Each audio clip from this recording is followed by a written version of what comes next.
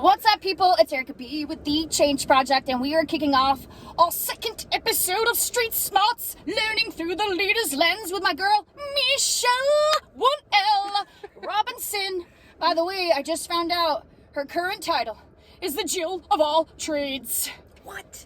Wise owl? Ox. Crap. So close. Different. So close. Different animal. Different animal with an O. Different animal with an O, but totally different animal.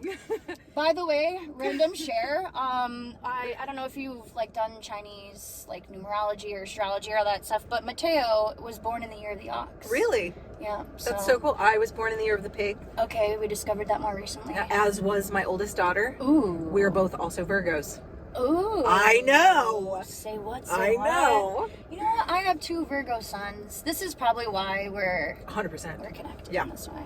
Okay, so what I love about this, it's probably gonna be tangent central here. What I love about this particular human being is back in 2011 when I was still recruiting over at BAO by appointment only. Yep. Michele, okay, how many people were in your starting group? Do you remember? 7? 7? I think there was this little snowball, and there were several different cohorts that kind of came, and it was challenging me because we were being asked to bring on a lot more humans. Okay, and so Michele's background and her experiences is probably one of the things that I really loved most about my recruiting career and that organization, because we could find and identify talent that didn't necessarily or hadn't necessarily spent their whole career within sales. Yep. And Michele was a former teacher and ended up becoming one of the top sales reps in the company that I used to use kind of as a testimony all the time to new people coming in and saying, kind of expanding what they believed was possible. So I'm really excited to be hosting this with you and give you a chance to kind of share, what led you to that conversation to begin with, and what led you to this big daddy role that you have with this new startup company. So anyway, I love you, and I'm so excited to be doing this. Me too. Let's kick it off, baby. Back in those BAO days, what even prompted you to get to that place where you were considering a sales job? Oh my gosh. Life, right? Former teacher, right? My background is in education. I taught kindergarten through first grade, preschool, kindergarten, first grade as a certified teacher. It was a blast. I loved it. And then I decided with my husband, right, I was going to do the stay-at-home mom thing for a little while. So I stayed at home with my older 2, which was a blast. I loved that. And then the recession hit in 2010, and it was what do we do? What do we do? His whole department was just liquidated. So neither of us had jobs, and it was a race to see who could find a job first, and I won. I won because I'm a winner. Which, by the way, I know we haven't done your Clifton Strengths Finder. I bet you either have competition or achiever, because it's achiever. Those that are wired that way, it's almost like an internal drive, right? So how fascinating! I love that. I won. I won, right? And so I had a friend that was working at BAO, and I was doing some Pampered Chef selling on the side, right? And that's how I met her. And she was like, "You got to come check this out. You'd be great at it." And I met Erica, and she took a chance, right? And yeah, sure. I had to do certain things to get there. I had to have certain personality types and things like that. But I didn't have any business background. BAO was my first introduction into business. And the one thing, I've taken a lot from that job. A ton. How many years were you there in total? I was there in total for 4.5 years. Okay. I took a 1-year hiatus, and I went and worked You were one of the boomerangs after I left? Okay, because there was a little, we called it the boomerang, by the way. Literally, we tried to recruit, people that had been there before. Back when they thought there were greener pastures out there. Yes. Turns out there really wasn't, but but they tried looking, baby, so. True, yeah. That's so funny. Yeah, I've been able to take a lot from that job. The one thing that I still hold true every single day is I'm not going to let anybody or anything get in my way of success. Literally nothing, right? That job was hard. It was cold calling, and you were just dialing the phone 180 times a day, every single day, 10 contacts, 2 meetings. There were just certain metrics that you had to hit, and I wasn't going to let anybody stand in my way, which is how I made it to the top 5% of the company within a year, right? And right, I don't try not to toot my horn. No, you should be tooting your horn. I love true. that. That's to go true. from a teacher to being in the top 5% within a year. Yeah. I can't tell you how many times I've shared your story with human beings, right? Like we should be proud of our successes. Absolutely, you're 100% right. I think that's one of our bigger problems. It's Yeah. almost like, no, no, don't rise recognize up. me. Whereas we should be comfortable saying, Yeah. recognize me. Look at how good, look at this amazing thing that I was able to accomplish. Let's celebrate that in ourselves and then in the other people that we surround ourselves with. Yeah, you're right. Heck yeah. And I love that you touched on one of the things I used to tell people all the time, like, why would you want to do this job? Cold calling all day, it sounds terrible. Which I remember, like, towards the tail end of my career there, when they were, like, questioning whether or not I had this, like, magical fairy dust with people. And I was like, are you kidding me? You know how many times I used to tell people that specific thing? Like, why would you want to do this? But just because there is a lot of reward, obviously. There are, yeah. Work-life balance, 40-hour-a-week job. 40-hour-a-week job. Still be able to make six figures. Be able to support my family, right? Like, my husband stayed, he ended up switching roles with me. He stayed at home for the next 3 years. I was able to not only, like, pay our mortgage. That's how I would, like, describe it, like, or have you paid your mortgage today? I was able to pay all of our bills and mortgage, and I put him back in school, right? So he was able to go and change careers himself because of the work that I was doing. Oh, that's so cool. Yeah. Yeah, I remember, like, when I came to your house, whatever that was, a week or two ago, and he was telling me, like, to be in teaching, doing culinary, like, all the things that he already loves, like, I mean, how neat, because, again, like, to look at that evolution and to see, oh, well, what led you to where you're at today? Yeah. Well, sometimes it is a new door that gets opened, and then all of a sudden you get to kind of simmer around, well, what do I really want to be, and what do I want to do, and how can I contribute, and for you to create that opening for him to then be able to shine a little brighter, and now you're both doing it. It's awesome. Right? And there are doors, like you said, right? Double tap on that for a second. Yeah. There are doors that close that are terrifying. I mean, like, when we first found out, right, back in 2010 that the whole team was getting laid off, we were panicked. Yeah. Right? Just absolutely. We were living on $900 a week. That's what he was making, right? And then to transform our lives in such a way that it's like, hey, there was a reason that door closed. There was a reason. Just because you can't see it today, right? It has led me to the success that I've had over the last 12 years. And so I went from BAO let's talk about that. into a software. I'm in software now, right? So I work from home, which I love. It's not for everybody, but I do love it. I worked for a company called eVisit, and I worked there for 7 years, and it was great. And I was able to go from being an SDR all the way up to a VP. Yes, hold on a second. What's SDR, guys? SDR, sales development rep. So cold calling. Sales development rep, okay. Yeah, all the way up to a VP of revenue. Okay. Right. What's a VP of revenue? Explain that, because again, a huge part of this, and I always joke with a lot of people that throw out lots of acronyms. It's true. I'm like, I don't know that. All right, like. I don't know what that means. And obviously, like, our goal with these conversations is to touch teens, right? Like, even for yourself, you had never been in the software realm. Never. For crying out loud. Never. Even then when we say that, we're like, software? What does that mean? Yep. The stuff like antivirus, 15,000 things, by the way, Yes. that we sometimes just don't comprehend that we use Yes. on a day-to-day basis that are supporting our finances or our marketing or our IT or whatever. Yep. Right? Or the fun stuff, right? Like TikTok. Tickety-tocky, don't stop. Yeah. Okay, I need to still learn that, but... So, VP of Revenue, my job was to... let me throw out a couple of different words, and then I'll talk about what each of them mean. Okay. My job was to help people come into the top of the funnel, so prospects that are looking to buy the software come into the top of the funnel, and then have a clean transition all the way into, like, their implementation of something. Right? So picture, like, if you're buying a pool, I would get to help you from the idea of, like, I'm kind of thinking about buying this pool, all the way to the finished product of your pool being in, right? Okay. So that's kind of the way to look at it. That's a big part of managing that process. Yeah. Then. Yeah. Okay. Yeah. Why did you have that entire load?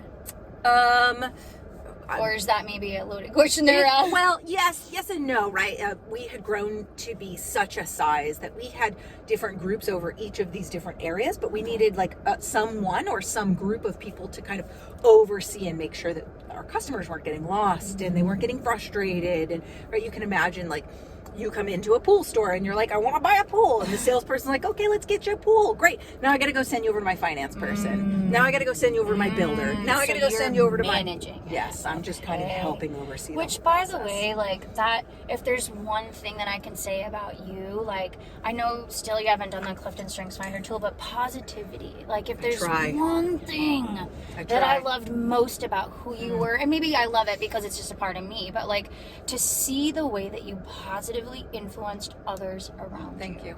Like I know that that's a reason why you went from BAO to getting these very high level leadership roles, right? And I think that's very satisfying because even during our time at BAO there was an opening for said leadership role.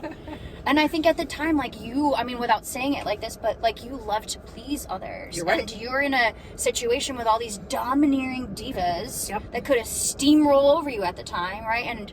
And so when you think about like how we develop and how we kind of cultivate our skills to get to these next levels that maybe we weren't ready for. You're right. Like even at BAO, I think about the things like I didn't feel like, oh man, maybe I'm not ready for this, but I don't feel like I'm right here. You know, it's like, okay, well maybe you're going through that gestation period to develop those skills to lead to this Jill of all trades role now. Okay.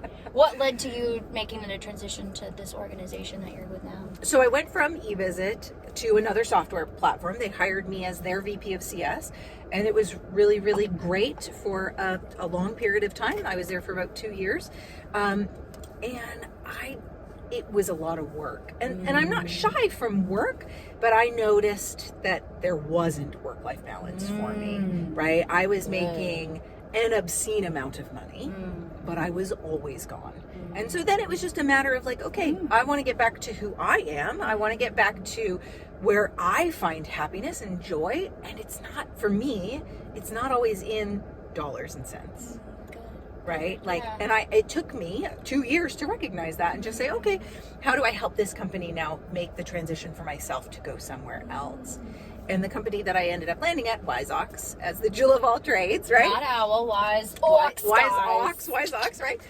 What we do is, what I do, there's 6 of us, right? So we've got 3 co-founders and 2 engineers and then myself. Okay. So you just kind of do everything. Whatever's needed, that's what you're picking up and that's what you're doing.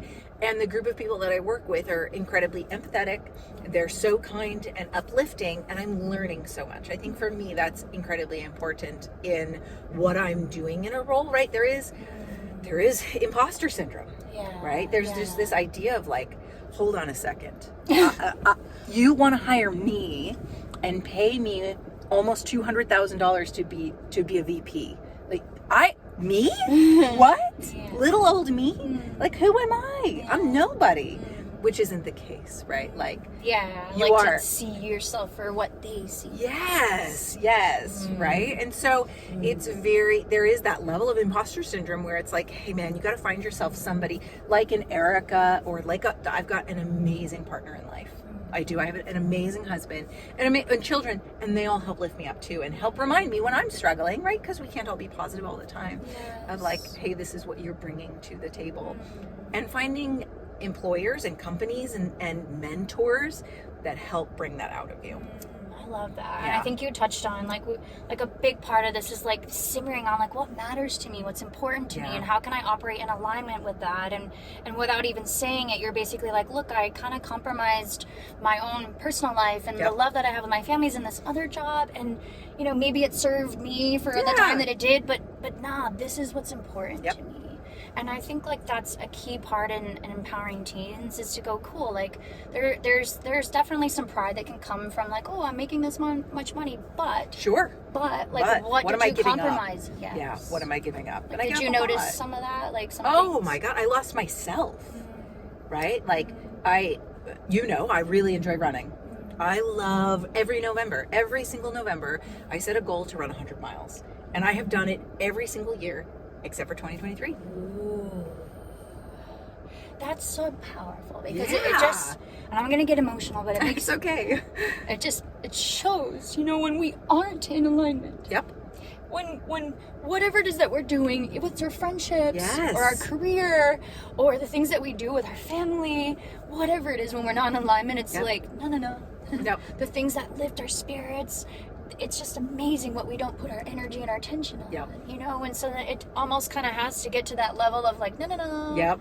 For us to do that tap and go like, okay, what I am gotta I reset. compromising? Yeah, I gotta reset. I gotta think about this. I gotta adjust, right? And then, and then you compromise other things, right? To make sure that you've got the joy in your life and that you are the person that you want to be, right? That if you want to inspire the people around you, that's very important to me. That's part of my personal mission. I want to inspire the people around me. How do I get back to that? Yeah, I think I want to actually ask you about that, because one of the things that I've been noticing without saying this word, okay, is Michele does these cool little cards, and Listen B is what we're going to call them. Listen, lady. Okay, Listen, lady. Okay, but what I wanted to kind of ask about that is I can tell, like, you love being kind of like this guide and this coach and somebody that kind of lifts others up. Yeah. And I noticed that you were doing it for a while. Yeah. And then I noticed you didn't do it, and now you're coming back to it. So is a part of you coming back to sharing that gift, you having more time and you being more you. Yep. That's exactly it, right? That's exactly it. And really, like, again, making sure that you're surrounding yourself with people that positively influence you. And that's, there's this fine line between like, oh, I'm going to cut my mom out of my life because she's so tired. Okay, it's fine, right? Like, you have to find the right people in your life that positively influence you. You know what I mean? And if you're spending too much time with the people that you work with, which was my problem, that word very negative, I just felt very drugged down all the time. And now that I'm not in that environment, I get to be myself again. It's very easy for you to just start making tiny compromises that then turn into like, wait, you wake up one day and you're like, ugh, Who am I? yeah, who am I?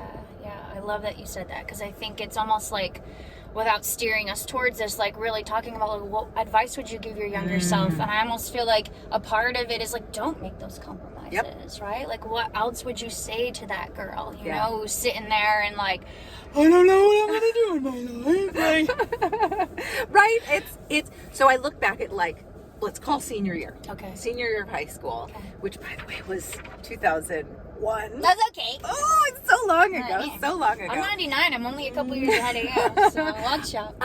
I would say take your time and don't allow other people to influence your decisions. Now, take it all, right? It's all grain of salt, food for thought, right? Like, ask questions of people that are older than you so that you can hopefully take some of their life experiences, but don't make decisions based on what you believe that the world wants you to do.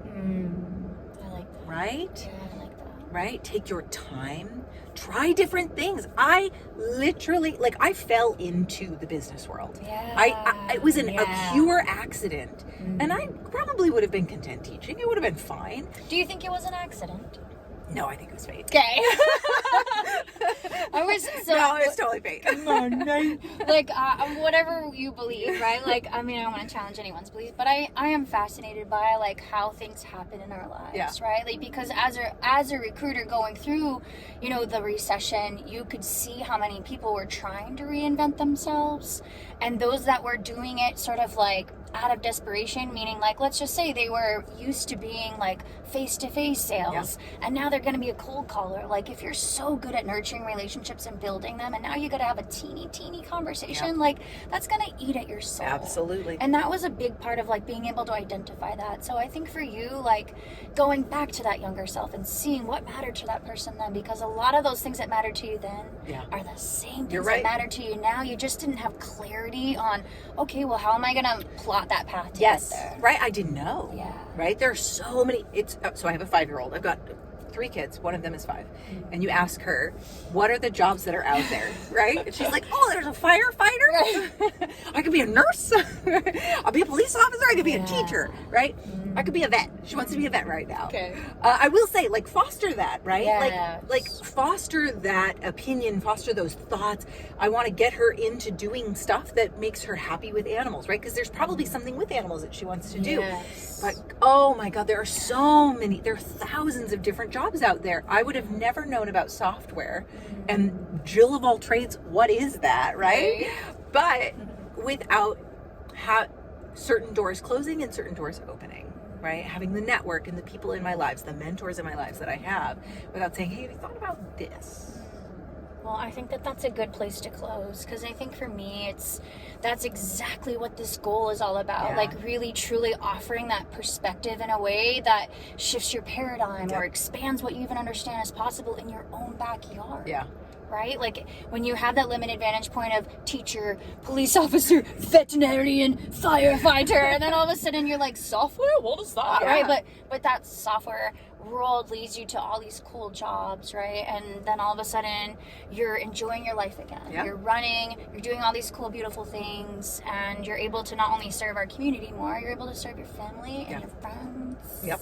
That's right. So thank you for being a part of this and for being you. And Michele is now, I've asked her to be a part of my non-profit board. So she's going to be helping extend the reach of what it is that we're doing and try to drive change in the community. Yeah. And when I sat down to think about like what kinds of humans do I want supporting this, like you were top of my list. So thank you for what it is that you've done to inspire action in me and give me a chance to expand what I believe is possible. So I think it's kind of cool that the roles have reversed a little bit, you know, and now we're able to extend the reach of our empowerment and our impact and the cool things that we're trying to do in this community. So thank you, Michele. Thank you. I love you. We I didn't love talk you. about this, but I introduced her to some of my favorite kombucha. Kavita, you need to be sponsoring this because I spent a stupid amount of money on you. Me. It's pretty good, baby. So anyway, peace out. Thank you so much for being you. Thank you. I love you. Seriously, I love you. You're amazing. And I will say,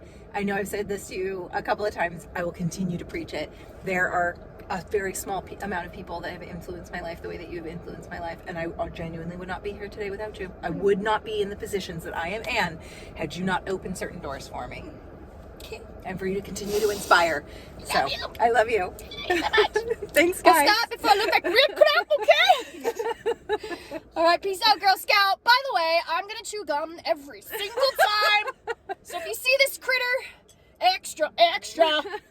Extra should sponsor too. Yeah, I think so. Let's hit you up too, baby. You're my favorite. Ramsky got me into it, so. Actually, he was a Wrigley fella, so. Oh. But it was the green machine, so. Peace out. Be the change, baby. Be the change.